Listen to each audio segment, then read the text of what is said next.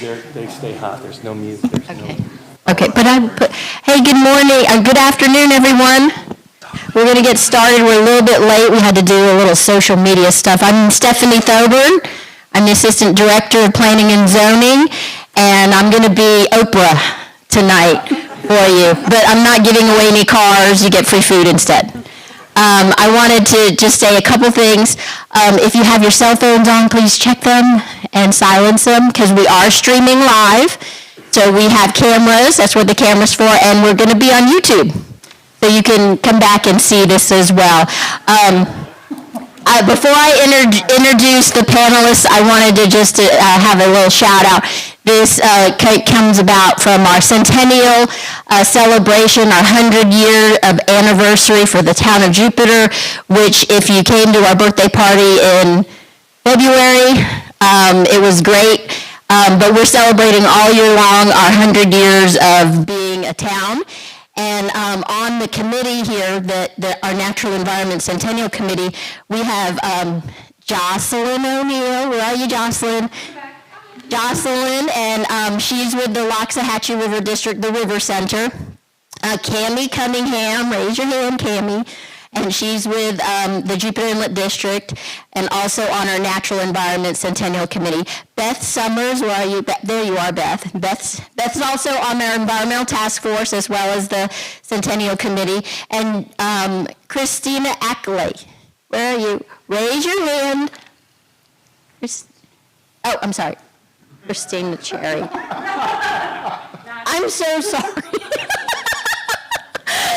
Okay.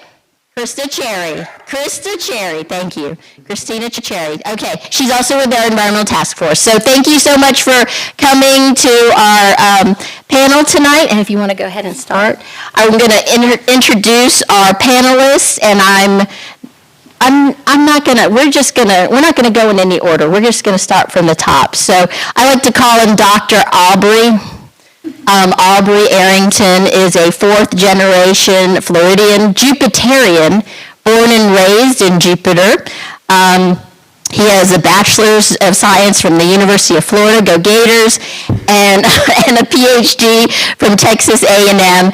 And he's worked on the Kissimmee River restoration, which is good stuff, Assistant Professor of the University of Alabama, and Science Director at the Perry Institute for Marine Science. He's worked for as the Executive Director for the Loxahatchee River District for 16 years, and so he's going to be talking with us today.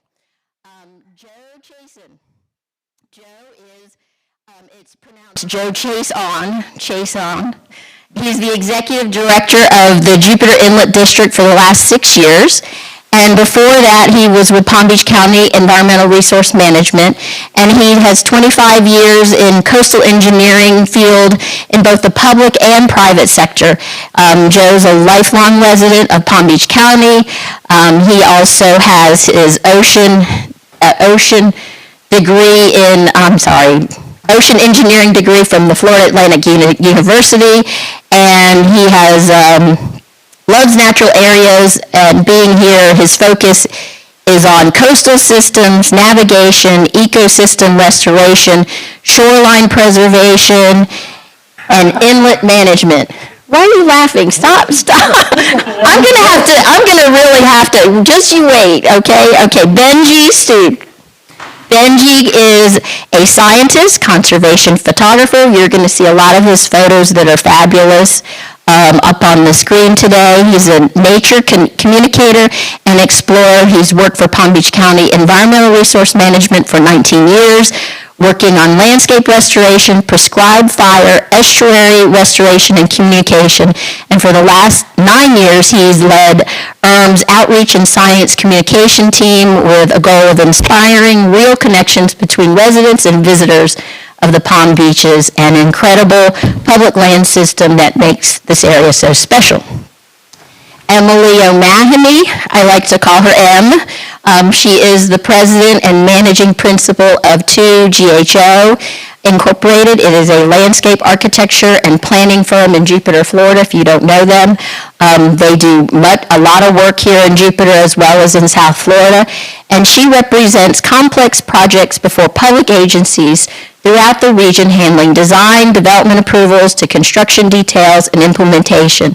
She is private sector, folks, so she's the only private sector person here. So she has a different perspective, but she's still working in the right direction. So we wanted to bring her here. She's a registered landscape architect with over 40 years of experience, pushing the envelope and changing landscapes and making better communities. And she is also of the National American Society of Landscape Architects, which is a huge job, just so you know. And last but not least, this man right here, Mr. Roberts, if you don't know him, Dick Roberts, he was raised in Coral Gables, graduated from the University of Miami, and began his career in the National Park Service at Rock Creek, Shenandoah, and the Everglades National Parks. Then in 1970, I'm not going to tell you where I was then. He moved to the Florida Park Service, which we were so fortunate to have him in that time, because that was a real critical time for us. He was the first naturalist, district biologist for the southeastern region of Florida, and then the first park biologist for the Loxahatchee National Wild and Scenic River and the Jonathan Dickinson State Park. And he was there for 35 years at Jupiter, at Jonathan Dickinson, where he did much of the interpretation, protection, management, research of state parks, and he also published a lot of stuff, and he's super smart. So that's why he's here. And he's seen a lot, and he's seen a lot of changes, which we're going to be talking about today. So that's our panel for today. If you haven't seen, one of the things we talked about last month was Jupiter's environmental natural history, and I had presented last month. So we're going to sprinkle that through about what Jupiter does. But I wanted to bring out our cohorts here so that we could talk about how we coordinate and collaborate to bring forward and maintain the best paradise of Jupiter that we have. So with that, I want to start out with our questions. One of the things you can look at last month's or the previous month's on our website. They're on YouTube at our website or on YouTube. And if you look at, I think Otto was telling me, if you look under the history section, they're on the left-hand side. So you can look at that as well. So we're going to start with Mr. Roberts. Please tell us about, so each one of you, we're going to ask this question. Please tell us about the organization that you worked for, and give us a brief description of the role in preserving Jupiter's natural resources. And if you recall, Mr. Roberts, 35 years, Jonathan Dickinson State Park. All right. I spent my time, as I already said, with two agencies, National Park Service and Florida Park Service. And I think what I would like to convey, because this is a historical event too, we're talking about 100 years of Jupiter, and I'm going to deviate a little bit and say that it's probably time to look back at some of these. Oh, thank you. Some of these and reflect on just not this particular place, but maybe everywhere in Florida. And I'm saying that because there's a kind of a feeling of us old-timers that we might be the last generation of walking around in Florida and some of these wild places that actually remembered it and can have that kind of feeling to it. And it's a little bit scary. For example, I've known a lot of people, and I will tell you I have face-to-face with Marjorie Stoneman Douglas, Mr. Pennycamp, Todd Alexander, and I work with locally Art Marshall, Matt Reed, Bill Lund, Bessie Du Bois, and been in the field with all those kind of people. And they present a kind of to us a touchstone of the past, and I'm going to try to reach that out. And I think one example probably was a pretty good one of my work at the University of Miami field studies, and there's actually 2 field courses at the time. Well, I probably don't even teach it anymore. But we would go out in the field with Todd Alexander, and he would go ahead and we'd go to all these really special places in Florida and look at them. And we had just got back as students, and we were just gushing about, man, we went to Fakahatchee. It was wonderful. It was the big trees and shrubberies and orchids and everything, and we were just bubbling over with it. And he was in the back of the room. He walked up, and he said, gentlemen, I hate to really say something that negative or not what you probably want to hear, but he said, gentlemen, you should see that place before it was logged. And it really had a big impact on us. And he said, well, why? And why are you saying that? He said, I'm saying that because my frame of reference, and I'm talking about some of the older people in this audience, is different than students, our students, and future generations. He said, that really is kind of worrying me. That we have a lot of these sites that are touchstones for the past. And we have people that are actually, we're losing those, and we're losing that kind of touchstone. And then, of course, we will talk about, hey, we're losing a lot of science, too, as these places disappear. So, Emily, you want to talk about your landscape architecture firm and what you do? Preserve Jupiter's natural resources? We work for private developers. But it's an interesting thing, because the question is, what does your organization do? And I am not a public organization. But, you know, our clients are either private developers, or sometimes they are municipalities when we're lucky. We interpret codes.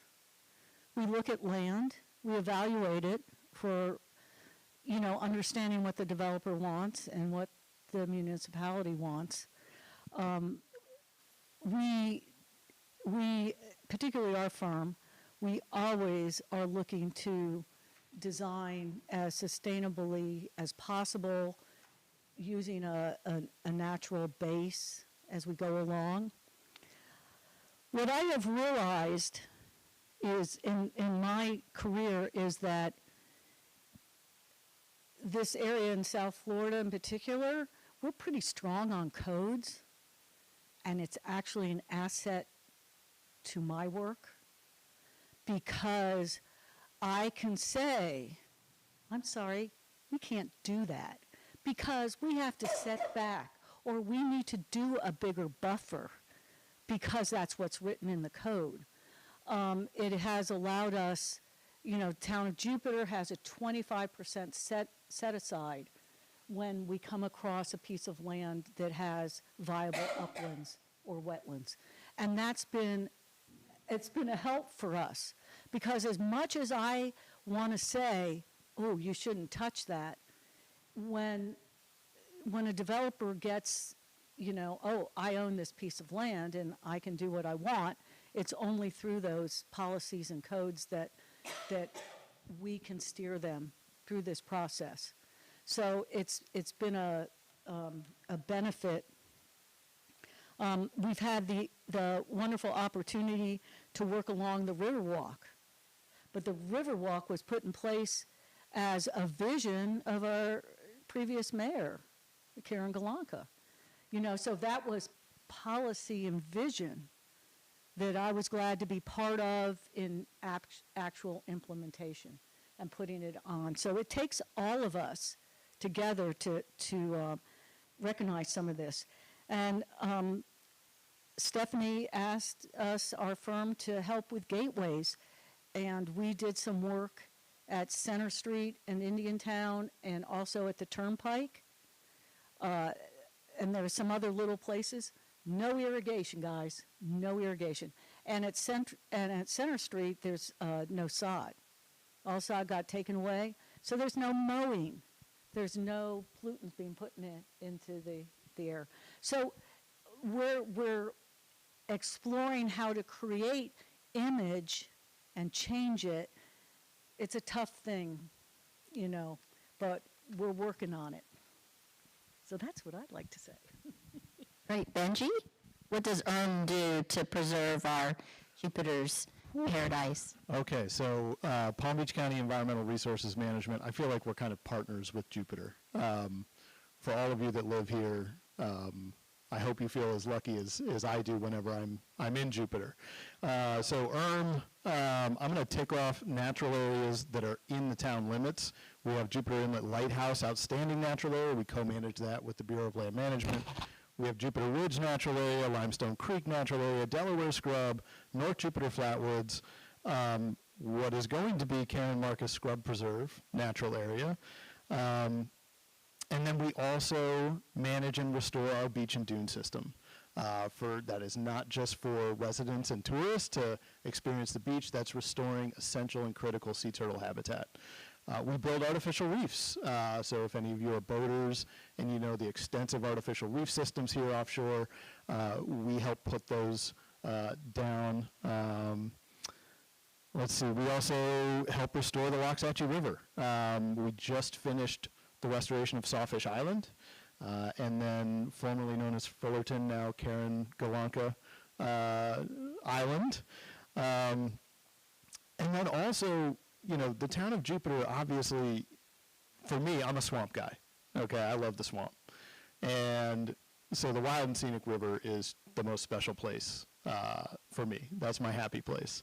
But the Wild and Scenic River has been, the restoration of it, that I'm sure Aubrey's going to talk about, has been helped by the restoration of our natural areas, restoring 25,000 acres hydrologically within the watershed of the Wild and Scenic Loxahatchee River. So even natural areas, enormous ones like Loxahatchee Slough, Hungryland Slough, Cypress Creek, Pine Glades, that you guys might be familiar with, all of those are helping to contribute beautiful, clean water to the Wild and Scenic Loxahatchee River. So really touches Jupiter in so many ways, and I just feel really fortunate to play a small part in that. Dr. Aubrey. I would just say that we just had the pictures of our wastewater treatment plant just go by on the screen, and you may not have ever thought wastewater was beautiful, but it's a beautiful thing. So the Loxahatchee River District, we are the wastewater utility in town, and never do you think, oh my, I want to go learn about that. But I promise you, it's one of the most interesting things going on. We have about $180, $190 million of assets in town. Most of them are concrete or steel or PVC. They're above ground, the wastewater storage tanks and treatment tanks. They're below ground. They're the pipes that connect your home to our sewer system.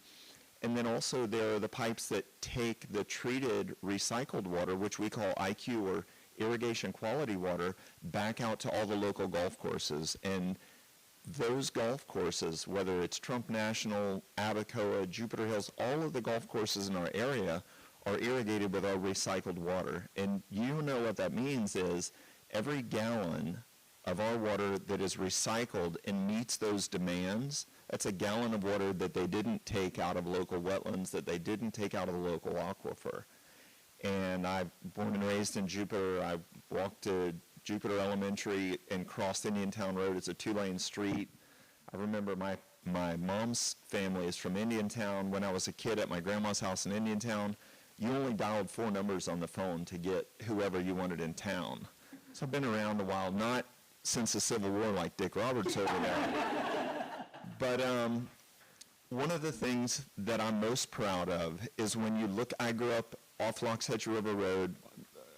I lived kind of in the vicinity of Ale House, down off of Hugh and Hepburn. And then we moved to Loxahatchee River Road, which was amazing because then we could ride our bikes to the river super easy and fish. I've had hundreds and hundreds of stitches from oysters in the river. But this is a remarkable place. And one of the things that I'm most proud of is if you look at the development that we have seen in Jupiter, and some of it's been very intelligently designed. Thank you. And you look at the development that we see in this community, and then you go and look at the ecological health of the system, while the system is not in pristine, perfect condition, it is relative to the magnitude of change of development, it's in remarkable condition.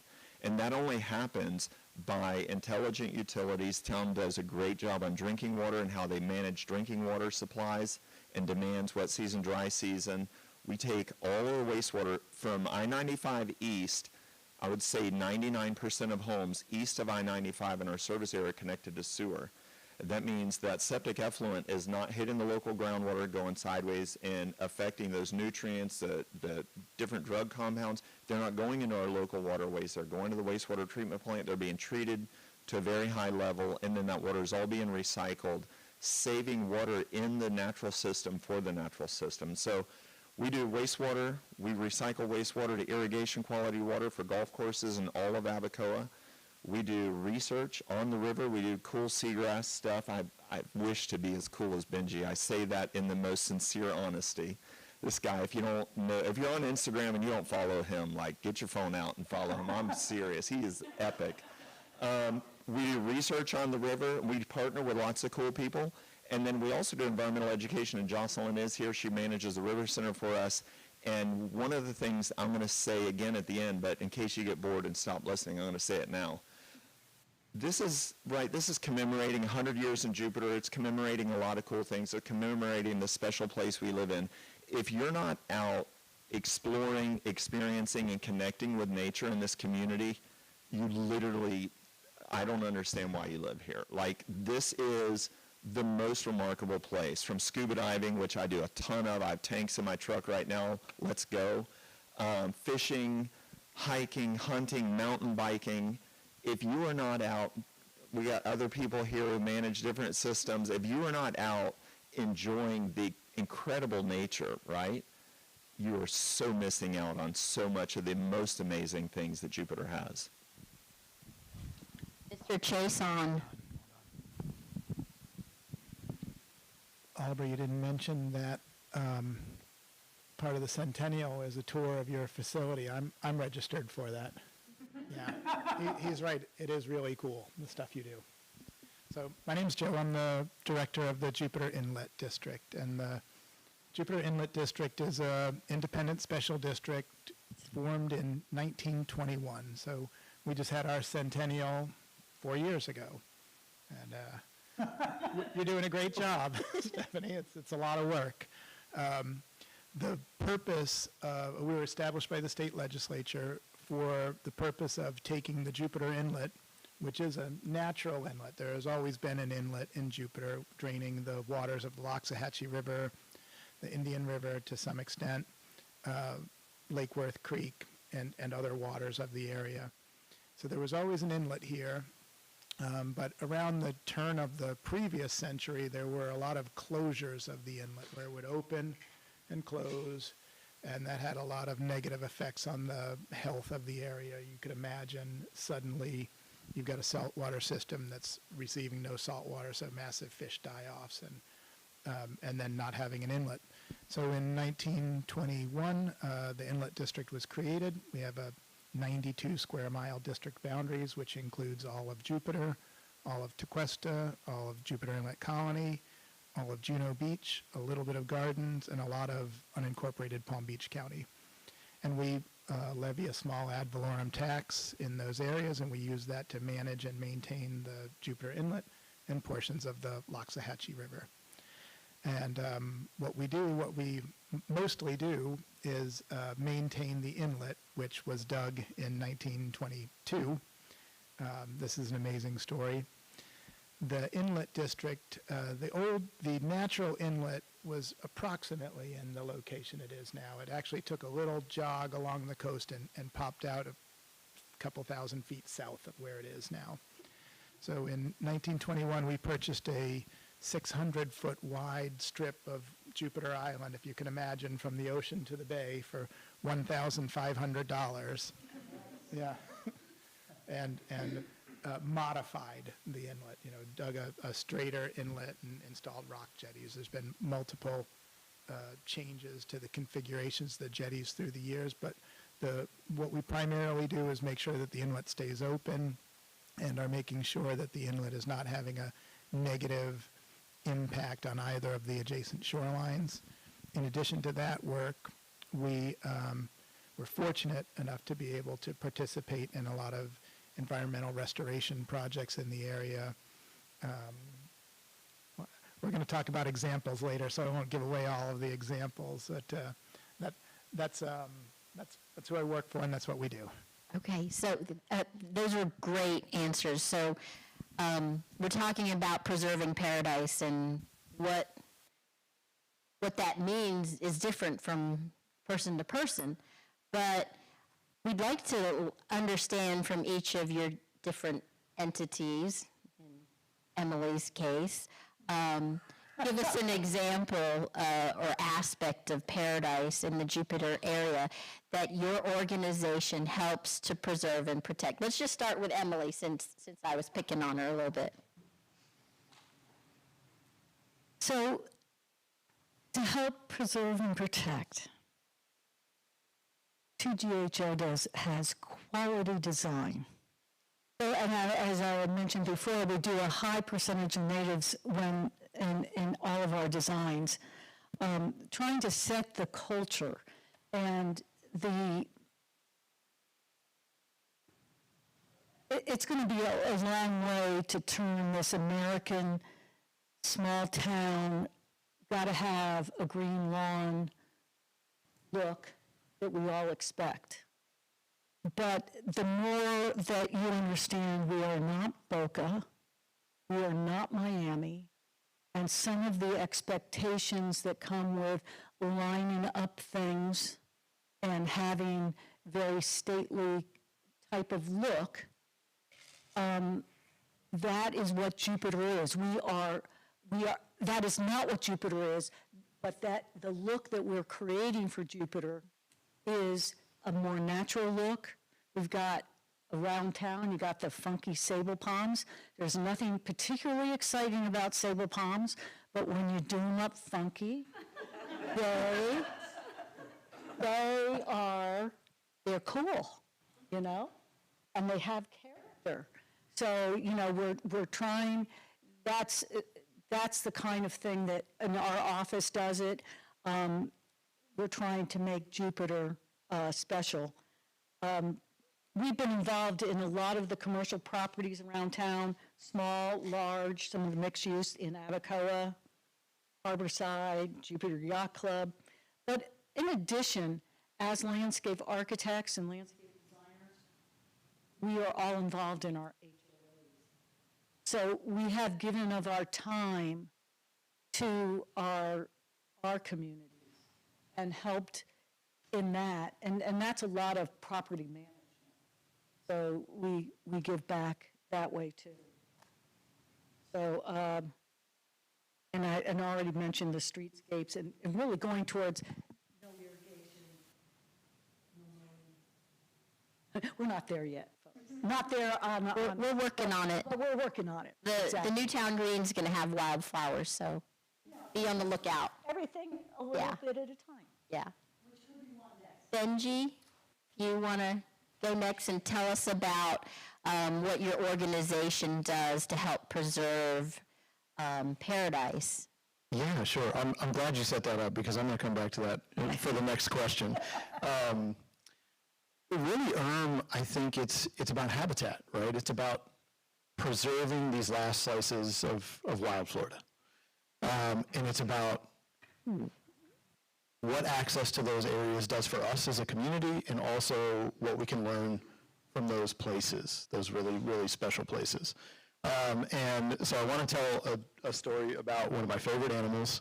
And whenever we need, for an outreach event, to show this really special animal to kids, to adults, we go to Delaware Scrub. So who knows Delaware Scrub? Okay. Little tiny 18-acre natural area, all right? A tiny little natural area compared to the over 12,000 acres of Waxahachie Slough. But in the central wetland in Delaware Scrub lives one of the 2 species of giant salamanders that live in Florida. You knew we had giant salamanders here, right? Not many. So only a fraction of Floridians know that we have giant salamanders. We have the greater siren and the two-toed Amphiuma. And this wetland is thick with two-toed Amphiomas. These are salamanders. They look like an eel. They can get up to 4 feet long. They are extraordinarily slimy. They live in the flocculent at the bottom of the swamps. They hunt by these sensory pits on their face. And they have these superpowers.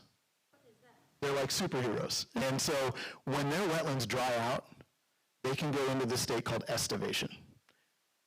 When their wetlands dry out, they bury themselves in the mud. They create their own slime cocoon. And they can stay dormant for up to 5 years, waiting for the rains to return. Right, crazy. Okay, so of Florida's, 23 million residents now? A fraction of a percent know that these animals exist. But we're doing archaeological studies right now in some of our largest natural areas. In the complex of the Northern Everglades, that's where we are. And what we're finding is thousands and thousands of Amphiuma bones. And so why do I tell this story?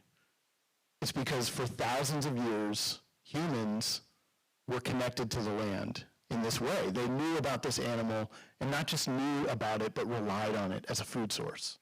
Now, I'm not going to tell you to go out and eat a slimy, salamander. But I think that connection for thousands of years of humans to the land kind of puts a really fine point on the opportunity that we have to steward the place that we called home in a different way moving forward.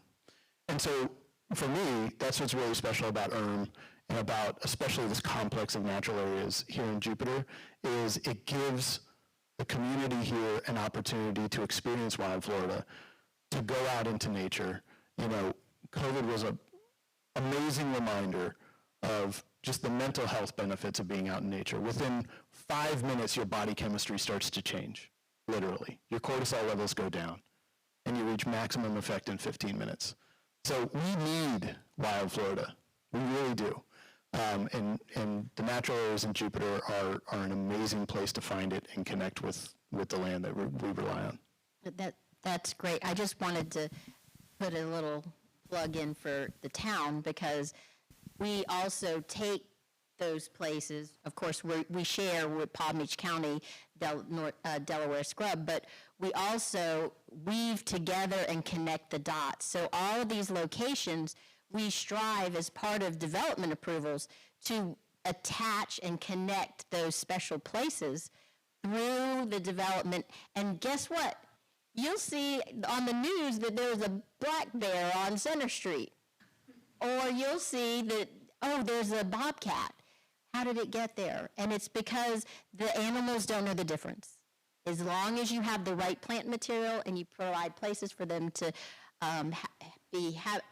habitate and then also have foraging, they can make those changes as well. Mr. Roberts,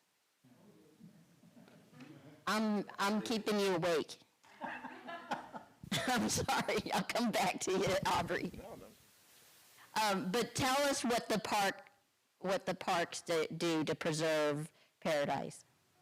I've got to go all the way back to the Florida Park Service, because that was formed in 1935, and we bumped around and did nothing, and we had a nice philosophical discussion about, we're supposed to maintain the natural domain of Florida. That's in part of the statute, and we didn't do anything. And finally, the legislature said, we need to hire symbologists. And so in the 70s, they got some money together and they decided, we have to start thinking about just the resorts and going back probably to the whole state. There's only 5 of us in the whole state, and my territory was from Sebastian to Key West. And of course, Johnny Dickinson and the next Century was part of that territory. And it was a blank slate. And we didn't have any idea at that point in time what the plants, animals, hydrology was, and so we had to start thinking about that whole process and moving through it. And just to reflect a minute, when I started work, Everglades National Park was just starting the prescribed burning program. And we thought, that's a great idea. And we had to work through the legislature and saying, we can actually burn and the Forestry Service work for it. And of course, so we had electric burners seasonally too, and that was even getting worse. So those are kind of historically, some of these areas have gone through a lot of transition, and especially you see many areas hydrology is affected, and the invasive plants and animals are affecting these areas. So it focusing back on this piece of property, then we were having to do a whole surveys, plant surveys, hydrology work, forestry, fire work, monitoring plants and animals, doing the dangerous stuff. And that all kind of started to say, oh, the park is a pretty neat place to stop and look and do some research. So we generated this whole idea of, oh, this is a place to come in and with your students and with your I guess, class. And so basically one thing that I was putting out was there is maybe 2 or 3 research projects were started within the 70s. And for this Loxahatchee River Basin, we got almost about 50 now. So that paper I have out as a handout shows you that this is a good way to bring the focus of natural history management to the community, to the area, and saying we're going to try to do this on a scale that everybody kind of understands how the old flora used to look like. Dr. Aubrey. So to kind of give you a little bit of insight of what the Loxahatchee River District does, and I think, you know, the meaningful impact, positive impact on the community. I'll take you to Cambodia. So standing on very large riverbank in Cambodia, just down the street from Phnom Penh, with my graduate advisor and another dear friend while I was in graduate school. Actually, I had just graduated. And we're standing on the banks of the river. It's a massive river. And, you know, you're in developing nations, and there's the ultra-rich and the ultra-poor, and statistically you're overwhelmed with the ultra-poor. And I'm just there, like, taking it all in. It's very early on our trip. And I notice, I'm a family, I have 2 daughters. I really enjoy our family. I have parents, brothers still alive. And I see this family, incredibly, you know, minimal means, and they walk down this very large riverbank. Visions etched in my mind. They walk down the bank, and they wade out into the river. It's totally normal. And they're carrying a Coca-Cola bottle, because Coca-Cola is ubiquitous. Like anywhere I've ever been in the world, you can get Coca-Cola. It's crazy. Amazon, doesn't matter. Anywhere you can get Coke. So they're carrying this empty Coca-Cola glass Coca-Cola bottle. It's probably Mexican Coke, which is better. Anyways, so they walk down in the river, and the dad, like, leans over, and he goes through the effort of, like, washes this Coke bottle off, fills it up, pours it out, shakes it around, like anyone would do reasonably. And ultimately, he leans over, and he fills up the bottle, and he stands up, and he drinks some, and then the whole family, what I assume, husband, wife, child, I think there were 2 children, everyone drinks water. So there are maybe 100 yards from me, like right in this direction, like 2 o'clock. 200 yards from me at about 10:30 or 11 o'clock is a massive raw sewage outflow. So the entire Phnom Penh raw sewage is just flowing out into this river. And I thought, the futility of washing that Coca-Cola bottle out before filling it with water that was well mixed with raw sewage, it just, like, kills me, right? And you're like, what in the world? And so do you know what we do, and what we've done since roughly 1971 when we were created, is we don't allow that to happen in our community. And so raw sewage is collected and treated effectively, and actually treated so well that it's beneficially recycled. And not only do we protect the ecological health of of our watershed. The river is spectacular. I spend countless hours on it every year.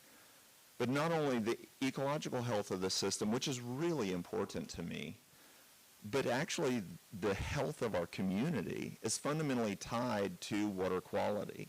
Don't you know that that family that drank that water, their probability of having a full and happy and abundant life is massively constrained by the environmental health of the system that they live in. And so when Loxahatchee River District was created, it was created because really bright people, I'm sure you knew Phil Lund and other people, right? Really bright people who were concerned in the 60s about what they were seeing in the Loxahatchee River watershed and the development, and MacArthur filling in the river to get his oranges to market faster, and the islands of Jupiter dredging the river and building those islands because it was expedient to do what they wanted to. They didn't have the codes that they needed back then. And so very bright people went and lobbied the legislature, the local council of governments, and others, and they were like, we need somebody to do something. And the Loxahatchee River District was created. We were created with very broad powers to do wastewater, to do solid waste, to do drinking water, stormwater, very broad powers. And in the immediate aftermath of it being created and things starting to happen, Nat Reed, like doing the groundbreaking on the wastewater plant, there were packaged treatment plants, very small wastewater treatment plants. Many of the neighborhoods, some of the oldest neighborhoods right in the area date to around 1957, the ones with like meaningful infrastructure. Jupiter Inlet Colony, some of the old Tequesta, right?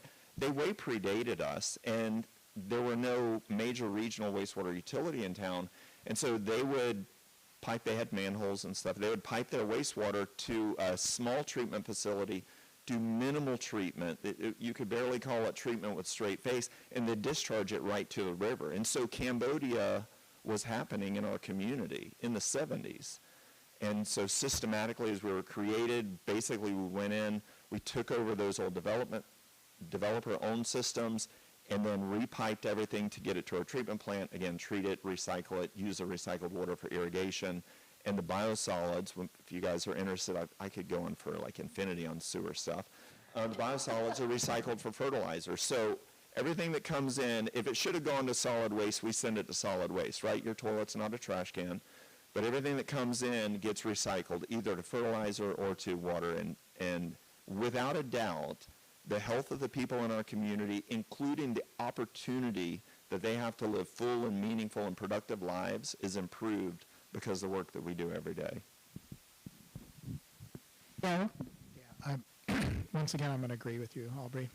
Like when I first read our enabling legislation from 1921, it had language about it created for the public good and for the use of the public and for the public health. And that seemed peculiar to me until I realized exactly what Aubrey was just talking about. That's the public health that was meant, was that sewage was going directly into the river, and if the inlet was closed, stagnating in this area, affecting the actual public health of the residents of the area. Which leads me into one of my examples of what we do.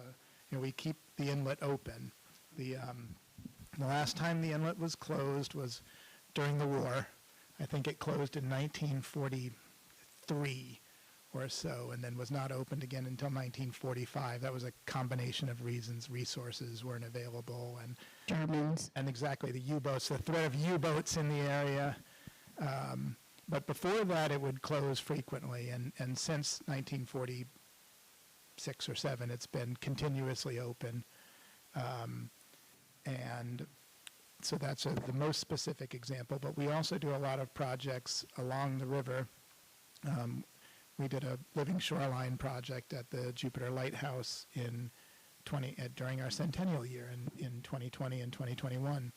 It was a lot smaller scale than the project that is being proposed, or more than proposed. They're having a groundbreaking next week at the lighthouse for a shoreline stabilization that will finally address the entire shoreline of the Jupiter Inlet Lighthouse outstanding natural area, Gelona, all the way even north of Cato's Bridge. And I feel that it's not a reach to say that our project helped generate some momentum for that and served as a high visibility demonstration project. We also did in the 90s, gosh, you just said it, Aubrey, about people modifying the river just for immediately expediting something. So in the, I think it was in the 30s and 40s, a number of the oxbows of the Loxahatchee River had been cut through to shorten the distance, the boat ride up and down the river. And that had a negative impact on a lot of the function of the river, flow length and base flow and all of these functions. And in the 90s, there it is right there. Yeah, I can see them. And there's a couple that are underway here. We had put together a bunch of oxbow restorations, not a bunch, 4, that had effectively increased 1 mile of river length in that area. And those projects have been very successful to the point that we just did a maintenance project on them this last year, which was the first maintenance event for 30 years. And those are a couple of examples of the things we do.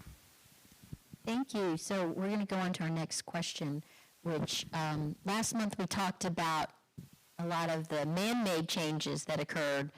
We showed you what Jupiter looked like over 100 years ago, and all the man-made changes that occurred since then: removal of oysters, controlling floods, which were our wetlands, and putting in ditches and filling in mangroves for new houses. And so, you know, with all of those changes and the growth and development that has occurred, now that we're connected to I-95, wow, that happened 1987 when that I-95 got connected. We exploded in development growth, and thank goodness we did at that time. But, you know, the development and the population growth changed. So we want to talk about now what do you think was the biggest challenge that we face in preserving Jupiter's natural history? I mean, we're still growing, surprisingly, right, Mr. Roberts? Okay, a little humor for you. Bill came back from Tallahassee, and he had a check for $1 million in his pocket. You probably heard his story. He said, "Oh," he said, "I can stop by and pick up Gwen and the kids and keep going to South America." That was a check for the sold out that whole program. So that was kind of interesting. Another story, Bill. I'm coming on Ashbrook Shores. I'm in the office for 2 weeks, and here's this guy coming in. Here's Bill, and he says, "I've got a direct order from you, Roberts, to work for the governor to stop I-95 going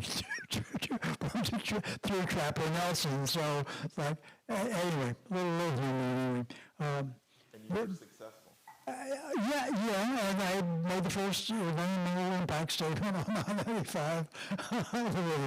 Yeah, so anyway, we could probably talk a lot about a whole lot of stories. Okay, the one thing that I think, of course, everybody we've talked about, the earlier problems, Joe was out there digging that damn ditch in 1947 to limit the river. And, of course, then the Corps came in and did CTE, which caused more salt to come into the river and have water to come down. And that was a little bit of a community hassle. Because we were trying to say, hey, these samples don't live very well in salt water. And fortunately, again, going back to Taylor Alexander's again, he came down, he was head of the botany department, University of Miami, that's why I went to school there, and he did also introduced what we term now the plant communities of Florida. And he did with, if you've seen the 1943 aerial map, that was a map that was done by aerial photographs by Jim Taylor and Taylor Alexander that illustrates the Florida that we know today based on aerial photography and plant communities. Anyway, so we came down and we said, I've barely seen the change. And this was in the late 60s on the river. So we put in the first transect, and I have a picture of it earlier, of the river still looking at, you get to the boat ramp and you look west, is that area there. The cypress were good, they were fine, they were stressed, yes. But our community, basically, I think it was 7% still freshwater community. So he made that transect and he got that data. Again, this is going back to this whole idea about good research. And then being studios, and we say, hey, what data do you have?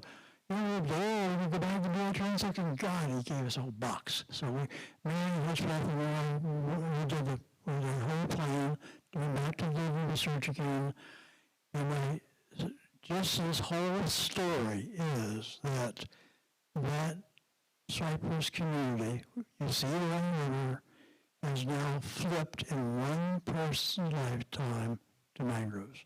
Yes. So we see changes very quickly, and we need to interpret that kind of information. So, and this is the part we're doing now, and Aubrey's been involved in it with the Exeter Mangrove Council and myself, and we have actually come up, I'm just doing a little play because you probably haven't heard any about it, because we do have the National Land and Sea River Management Plan.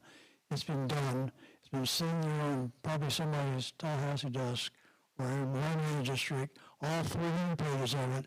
But it is, for this community, it is going to be fantastic because it does talk about the wonderful things that we are doing and we're going to do.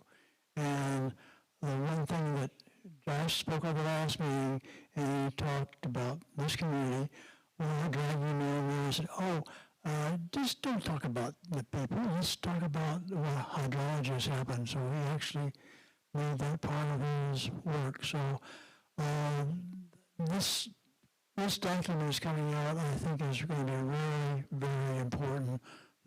It's just not just the past, but what hopefully will be happening in the future. Emily, if you can talk about what do you think is the biggest challenge that we face in preserving the future of Jupiter's natural environment? I think these gentlemen here have like the actual natural environment covered, and maybe how we talk about it from our places of living. And to me, it all centers around water, and I think we're hearing that here. We have saltwater intrusion, and we're seeing it in every well we get tested in Jupiter. Now we're seeing saltwater intrusion further and further west. Stormwater runoff, we have to keep it on every single property we develop or redevelop. No more of this, let someone else take care of it. Because we have sea level rise, we will be affected by it. We have to be affected. We're going to be affected by it. We are luckier than many communities down here. And I think that our new development must be infill and redevelopment. It should not be sprawl. We should not open up any more land. And even though there are bills that are sitting on our governors, or not in governors, with our legislators right now, that would go against that and go against our municipalities making these decisions.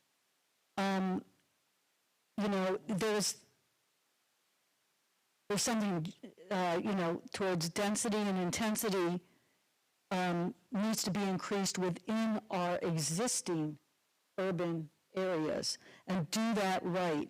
And if we put all the water, all the storm water onto everyone takes care of it, then it is infiltrating in place, which means it is counteracting some of that saltwater intrusion. So, there's a positive thing. Part of this is we have to embrace nature-based solutions. The more that we can solve issues bring back the bees, because they do something we can't do, right? There's a balance in life that we sometimes just begin to understand. So if it's nature-based, we can solve some of these problems. Great, thanks. Benji, what does do? Environmental Resource Management. Okay. So we kind of, we're talking about the biggest challenge we face in preserving Jupiter's future. And I think one of the big things that we try to do is inspire those connections with people in wild Florida. I think those are critical. And because those connections lead to community decisions, right? The easiest way to interact with government is on the local level. And your town council, your mayor, they listen. You can call them, And so, in Florida, raise your hand, born in Florida? Florida native? Right, okay. So we also have a really transient population. We move around a lot. 1,000 people move here every day. In 2022, Florida became the fastest growing state in the nation. And I think Jupiter is doing a good job, like you said, as far as not becoming some of the caricature of Florida communities that you see, right? What do we want to be going forward? Do we want to be one of these communities that's defined by what real Florida is? Why Trapper Nelson hopped off the train when he saw that blue water? My wife and I travel across the country every year, and I love coming back home because there's no other place like Jupiter. There's no other place where the sinuous black water of the Waxahachie River is right next to the blue water of the Gulf Stream. It's here. And so I think it is up to and it is up to all of us as a community to make sure that every person who moves in here is connected to wild Florida, understands the land that we live on and what makes it unique and what makes it special. And also to reach out to your neighbors who might not know. They might not understand. They may have grown up here their whole life, and they don't have those connections. If we have a community that is connected to wild Florida, then the community is going to make much better decisions so that Jupiter can be one of these communities that is defined by its nature instead of this caricature of Florida that people move in and think what Florida is. And the last thing I'll say is informing those decisions is so important because it will help make better decisions about future density, right? Rebuilding instead of sprawl. It will make better decisions about increasing funding for folks like Aubrey and Joe in the critical work that they do. And when I started in my career in regulation, there was this word that I thought meant something, with these mitigation areas. I worked for South Florida Water Management District, and it said, thou shalt preserve blah, blah, blah in perpetuity. And 20 years later, I realized perpetuity only means till some other administration thinks they have a better idea.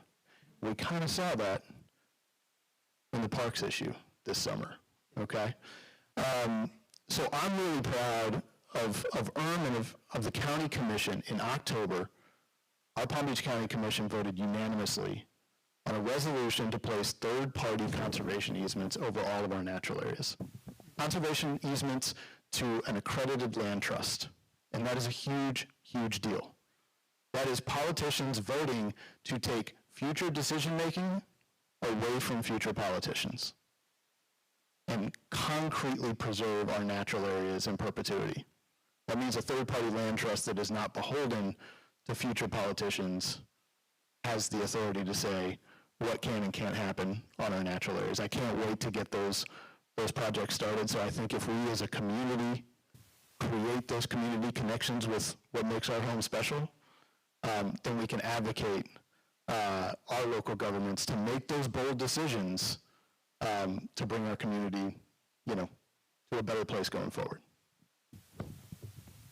So I'll just say in fairness that Stephanie did send these questions out before, this afternoon. And the question here was, what is the biggest challenge that we face in preserving the future of Jupiter's natural environment? I struggled for a long time with that. And I started to call her and say, do you mean like proposals from Tallahassee to overdevelop our state parks? I mean, 3 golf courses that would, decimate critical habitat for multiple endangered species. I'm struggling with what you mean by that question. Pickleball. But in all sincerity, the answer that I think that I want to go with on this is an answer that I think is really fundamental, regardless of your stance on any specific issue, because we all hopefully have different opinions and we get to debate them openly and fairly and figure out what is right. And the thought to me, the answer to me is improving environmental literacy and environmental stewardship. And I may like to have healthy fish populations because I love to go out in the water and hunt them down and spear them with a spear gun. And other people may like healthy populations because they only want to go and look at them. And there's room for all of us. But you know what becomes a challenge on maintaining habitat, critical habitat, healthy habitat, is when people just flat out don't care. And I don't know how to have an open, engaging dialogue with that person. With someone who values the resource, but they value it from a different perspective than me, that is such a more fun and engaging and useful debate. And so I'm proud of Jocelyn, the work that her team does every day, engaging not just children. They have literally assisted living facilities come to the River Center. Right? No, we're not giving up on anyone. If you could come and listen, we'll talk to you, right? We don't care. And it doesn't matter where you are in the age spectrum, right? It doesn't matter where you are on the socioeconomic spectrum, right? Poor, rich, whatever. Come on by. We'll talk to you. If we have to, we might even come pick you up and bring you to the facility. The mantra at the River Center is explore, experience, and connect. And we know without a doubt, if we can get you or your cousins visiting town or your neighbor who moved in from Del Boca Vista, right? This is not Del Boca Vista, if you guys don't remember Seinfeld. Hi. But this is not there. This is different. This is Jupiter, and Jupiter's better. It's better than Del Boca Vista ever dreamed of being, and fundamentally is because of the natural resources that this community is centered around. And so we want to engage you, we want to engage your children, we want to engage your neighbors, anybody that will listen, because the more that they explore nature, experience nature, connect with nature, they mentally will be more healthy, level-headed, even-keeled, chill person than without nature. And man, that's just good for all of us. We all need more of that. Boy, Stephanie, you really put together a good panel here. You really did. There's some really good speakers here. Yeah. You know, I thought the same thing, Aubrey, like, oh, what is the challenge? And Emily, you said the word that I kept thinking about was balance. And, you know, like saltwater intrusion, it's easy to say, aha, the inlet, the saltwater comes in the inlet, that's where it's intruding. But it also has to do with the, you know, the headwaters up at Loch Slough and stormwater and the balance between the two. And Aubrey, you really made a great point there. And this, right when I came on board, soon thereafter, we did that Living Shoreline project at the lighthouse. It was just a little project. And the idea was we had done a characterization of we went along the entire shoreline of the river and of the central embayment and categorized all of the shorelines by length, whether it was seawall, riprap, like a revetment, a rock revetment, or natural. And I think we, in 2013, came up with that it was 66% seawalled. We were distressed with the hardening of that shoreline, and it's not that seawalls have zero habitat, but there's better ways to protect shorelines. And we wanted to build a project that would serve as a, I think I already said this, high visibility demonstration project. And it seemed peculiar to me until I realized what and this was for, the goal was for homeowners, for residential living shorelines. And I realized what the real hope, whether it was stated in these words or not, was that homeowners on the river with their nice, expensive houses would flip their mindset to where they would look at something like this as an amenity, something they could show off to their friends. Regardless of the fact that they cost less, they're better for the environment, they have lower maintenance costs, they're better all around. But this idea of helping people understand where they are. Stephanie did a great job of it. Was it last month at your presentation where Stephanie said that this area is magical? And I agree with her. Thanks, Joe. I appreciate that. We are running a little bit late, so I'm going to go to the last question, which is really for, advice to our audience and everyone, which is, what advice do you have for everyone listening on what they can do as individuals to help protect and be good stewards of what we have here and preserving paradise? Mr. Roberts, what is your advice for our audience on what they can do? You're just dodging that question because We're a little late, and I want to be respectful of everyone's time, so, basically because that's it's talking about monitoring and what do we need to monitor in the river and in the park and everything else to see we have a good future. And we've had long conversations about monitoring this river. the next one. Give us some advice for those listening. My advice was again, Miss Marjorie Stoneman Douglas was a friend, and she's going to say you can't preserve what you do not have. You have to go ahead and have the people, and you have to have the land. So, okay, that's pretty damn good. And then going back to the impressions I have of 3 events that was pretty astronomical to me was the Loudoun Scenic River designation process. You got people up there, you got really pushing and saying wonderful things. And then my wife's little project on Hope Sound Plantation, DRI, she started out with 100 people saying opposing this project was, again, adjacent to John Dickinson and an impact on the Loudoun Scenic River. She had 100 people, next meeting she had 200 people. Her last meeting at the firehouse, she had 700 people. So that shows that people can get angry and upset, and we still need to do that. And then going back to the Deer Great Outdoor Initiative, which is a Jonathan Dickinson golf course thing, we still see that happening. And I guess I'm trying to say we really need to kind of say we got to keep people active and going. And going back to this education thing that Auburn is talking about, and Jocelyn, we really have got to think about this a little bit. And going back to my first day in the Florida Park Service, I walked in there.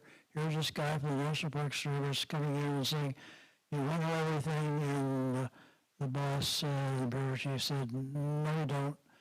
These rangers need to know everything. And you got to get off your ass, Roberts, and get their attention and get them to understand the dynamics of this park so they can explain it to the public and the people that say this park is important and the river is important to everybody." So.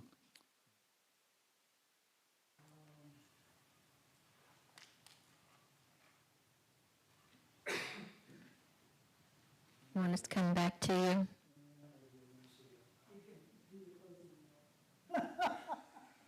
Emily, tell us what you can do.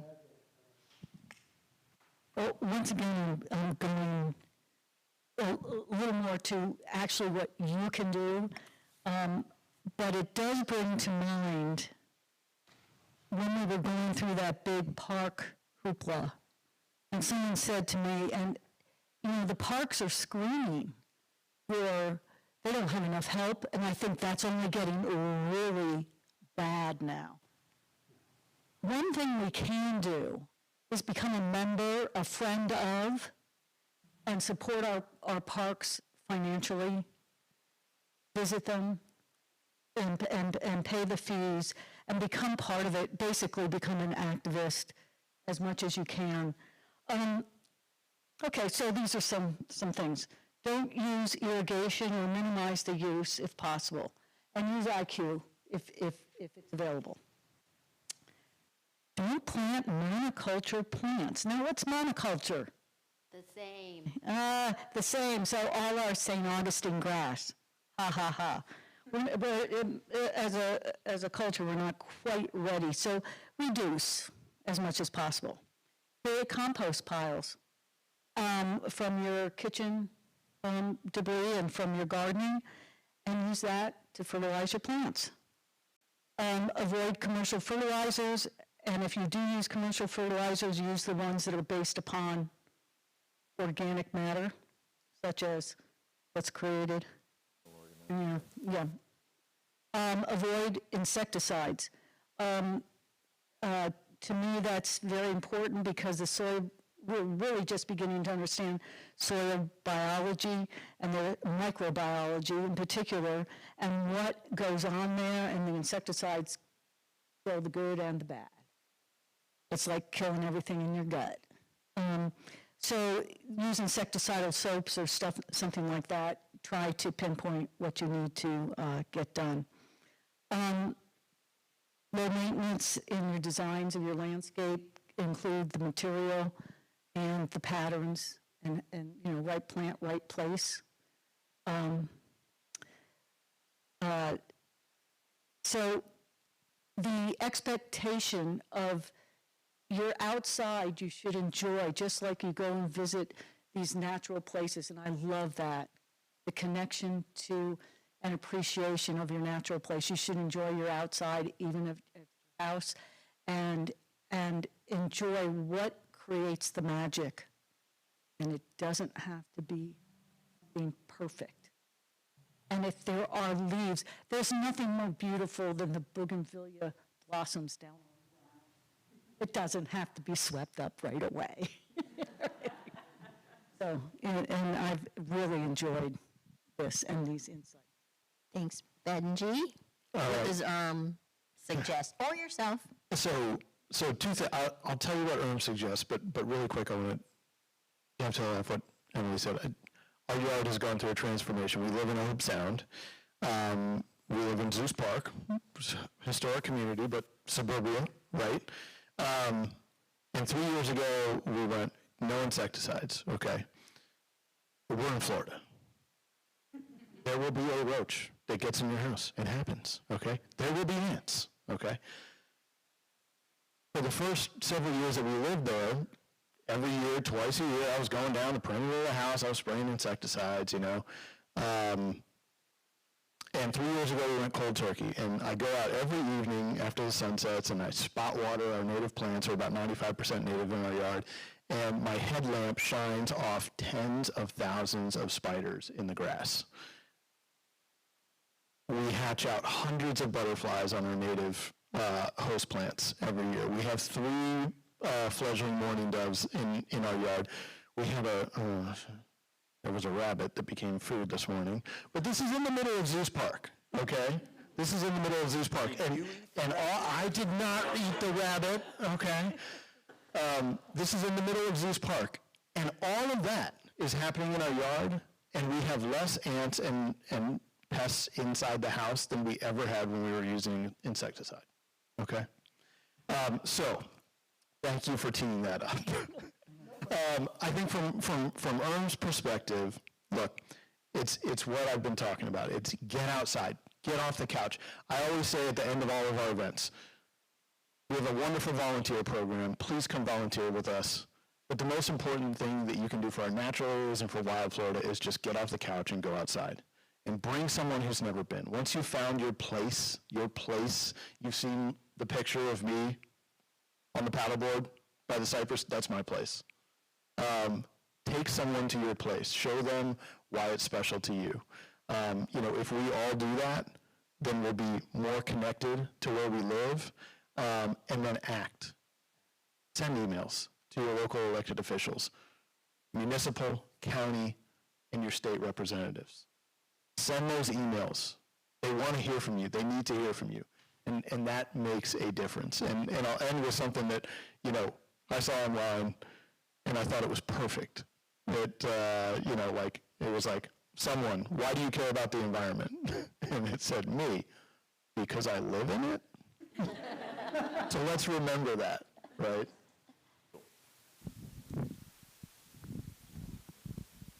So I brought a list so I could be somewhat succinct.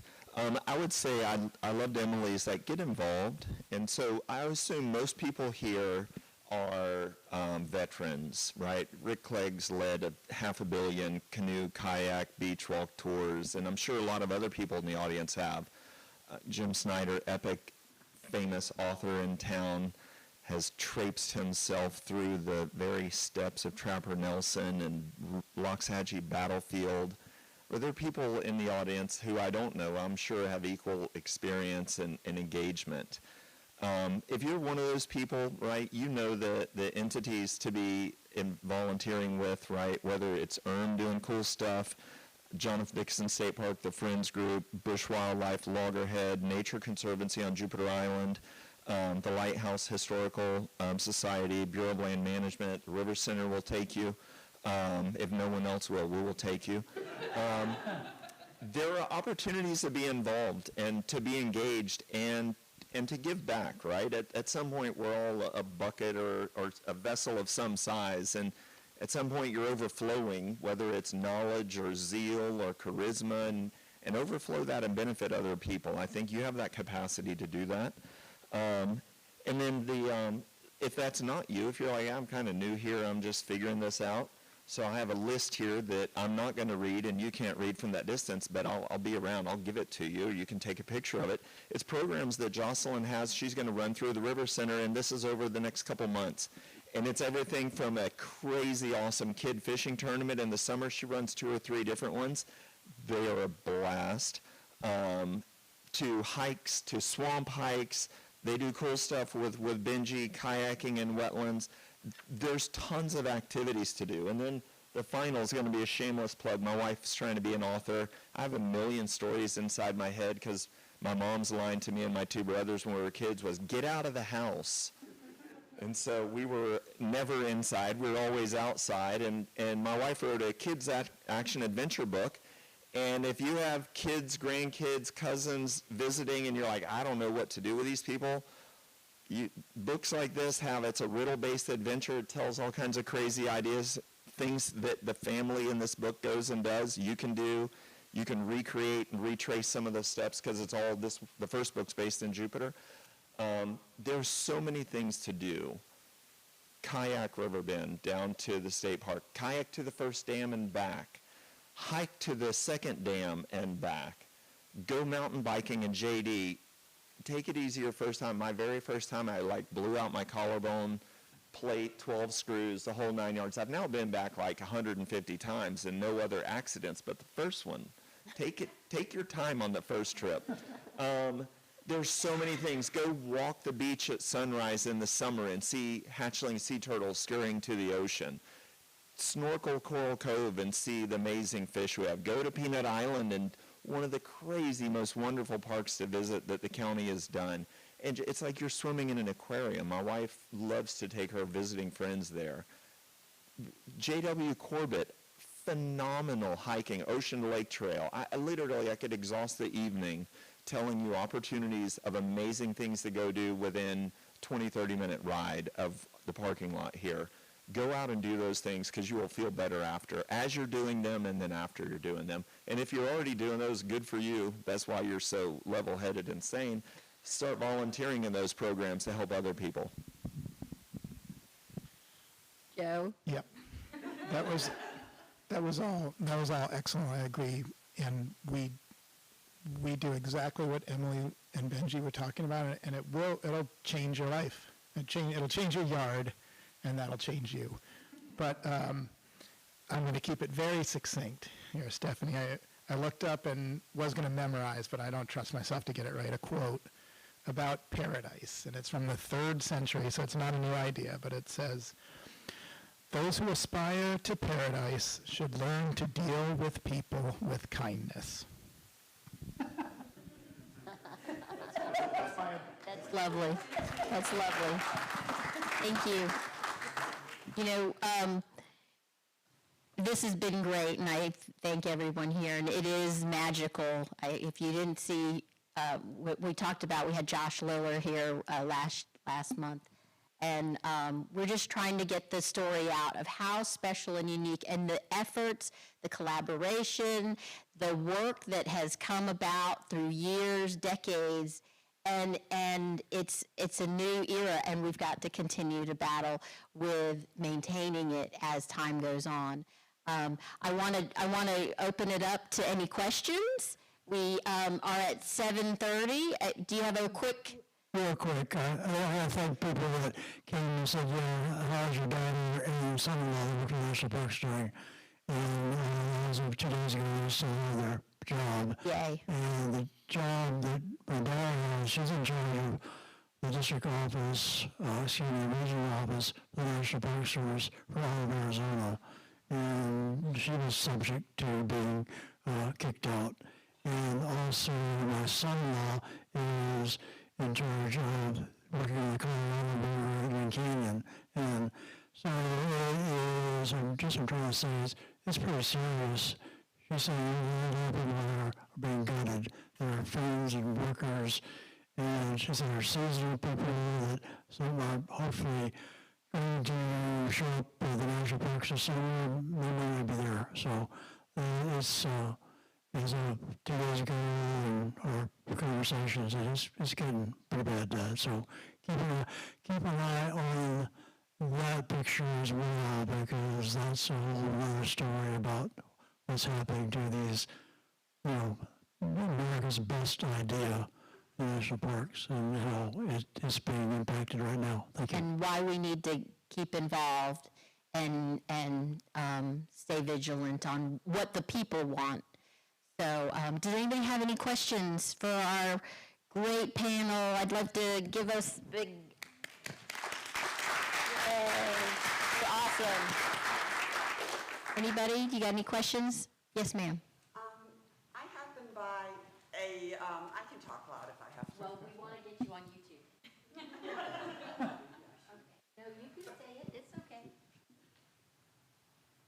You're awful. Okay. I happened by a property, it was a church, it was the middle of the week, and the parking lot was like all asphalt. And I thought, oh my gosh, water isn't soaking through. I'd like to ask Em or anyone else, is there any vision in the future of more use of porous products for parking lots? Because in the summer here, the heat is tremendous. And I'm thinking that. Yes, Yes. Go ahead. That's one of the tools in the toolbox, is to use pervious pavements where possible. It's opening the town to do that. It's sometimes hard to talk developers into doing it. The other thing that's very important in Florida, and we've done some studies for the town on it, is the amount of canopy coverage. That the town is a tree city, I believe, has been for many years. Over 20 years. And when we did some, through GIS studies, we looked at the amount of canopy coverage in the neighborhoods and in areas. We're up at around 45 to 50% coverage, and that's really good. If not, you want more. But that reduces the heat island effect.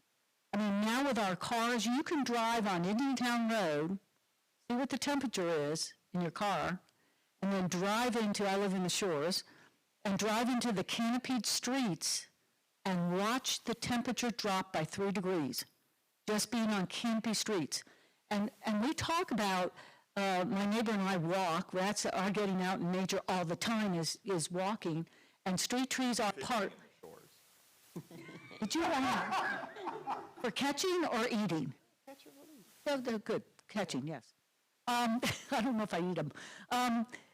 But that makes it if we've got heat going up, you got sea level rise because the ice is melting, it means that temperatures are going up. That being able to drop the ambient temperature because of shade is a big deal here. Really big deal. And people need to go outside because they need that relationship with nature. They need that biophilic connection. And of course, it's really strong when you get out into the parks, but going out onto our streets, wouldn't you rather go out on a street with a street tree and be in shade than have all the sun reflecting off? Yeah. So pervious pavements is all part of that, and yes, we push it as much as we can. Code-wise. Pervious pavement, we allow pervious pavement. So it's just more expensive. Yes, Mr. Clegg.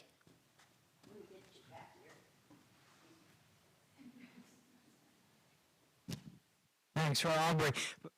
By the way, I really enjoyed all the comments, but Jupiter Farms, the canals that drain into the headwaters of the Waxahachie, how does that affect the quality of the water because there are no sewers in Jupiter Farms? Right. So Jupiter Farms, I said everything east of 95, 99% is connected to sewer. Kind of the opposite happens. The only people in our service area west of 95 that are connected, Sonoma Isles and Jupiter Country Club and the public shopping center there on Jupiter Farms Road, roughly.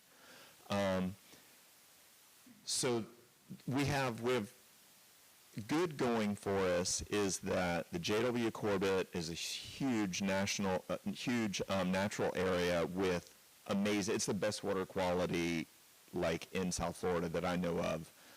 It's different than the Everglades, but like amazingly high water quality, certainly for our watershed, vastly superior to what you would see in Lake Okeechobee as an example.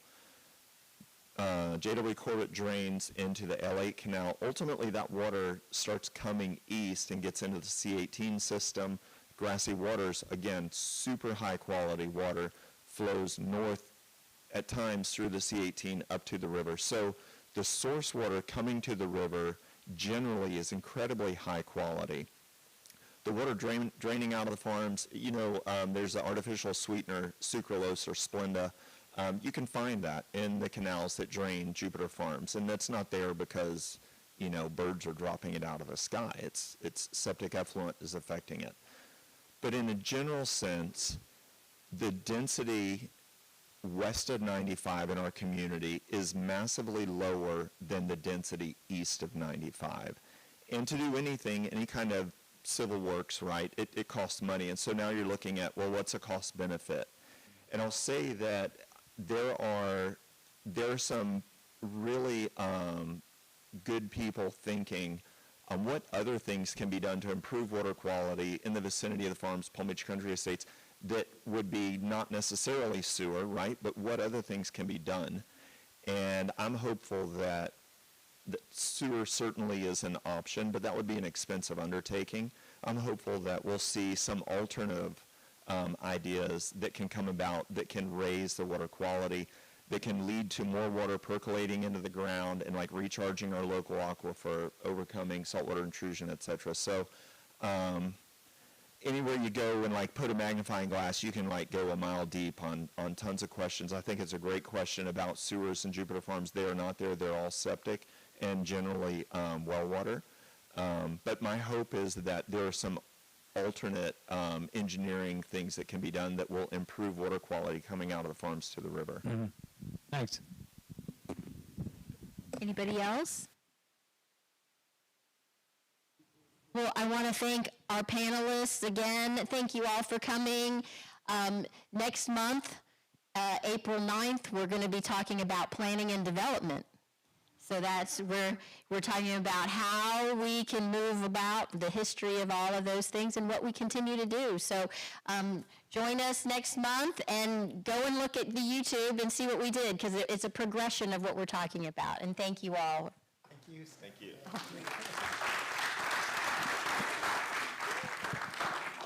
Fun. It was fun. It was a good talk.